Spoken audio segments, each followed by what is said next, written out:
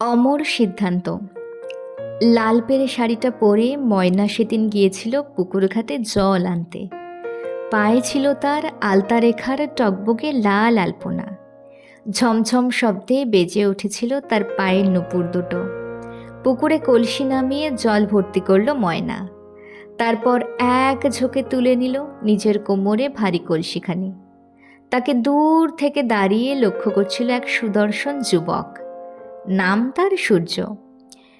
কোনো এক কাজের সূত্রেই এই পথ দিয়েই হেঁটে যাচ্ছিল সে।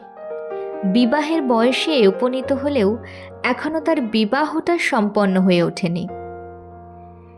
এই সুন্দর রমণীর রূপ দেখে বিস্ময়ে হতবাক হয়ে দাঁড়িয়ে থাকে সূর্য। তার চোখ আটকে থাকে দারুণ ভঙ্গিতে হেঁটে চলে যাওয়া ময়নার কলসির কাখের দৃশ্যটার দিকে। সূর্যের চোখে ভেসে ওঠে অগাধ কল্পনা। কোমর বাঁকিয়ে হেলে দুলে হেঁটে যাচ্ছে এক অপূর্বা সুন্দরী মহীয়সী নারী।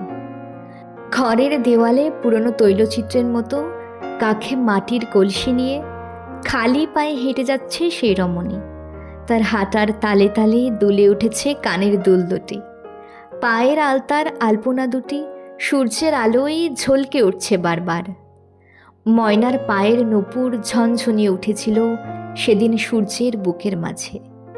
সূর্য নিজের অজান্তেই চুপিসারে অনুসরণ করেছিল সেই রমণীর পথ। ময়না হাঁটতে হাঁটতে গ্রামের ভিতর গিয়ে এক কুঁড়ে ঘরের সামনে দাঁড়ালো। ঘরের বাইরে দাঁড়িয়ে মাকে হাঁক দিতে মা বাইরে এলো। উস্কো খুস্কো চুল সেই মহিলার। এক বিরাট আঘাত হেনেছে তার বুকে কোনো এক দুর্ঘটনা। সেইটারই ছাপ ফুটে উঠেছে তার মুখের উপর। দু চোখের মণিতে লেগে আছে কিছু একটা হারানোর ভয়।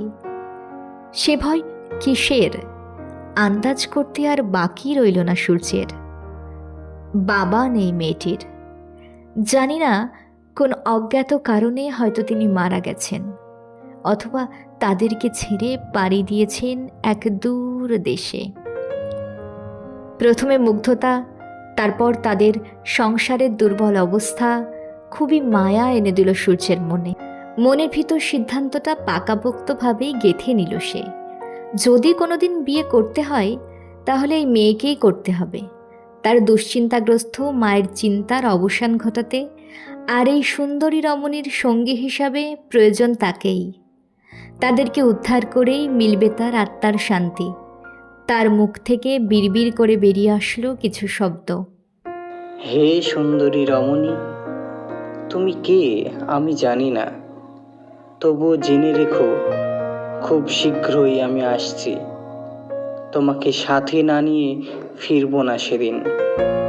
কথা দিলাম টিকিয়ে রাখবো আমার এই অমর সিদ্ধান্ত।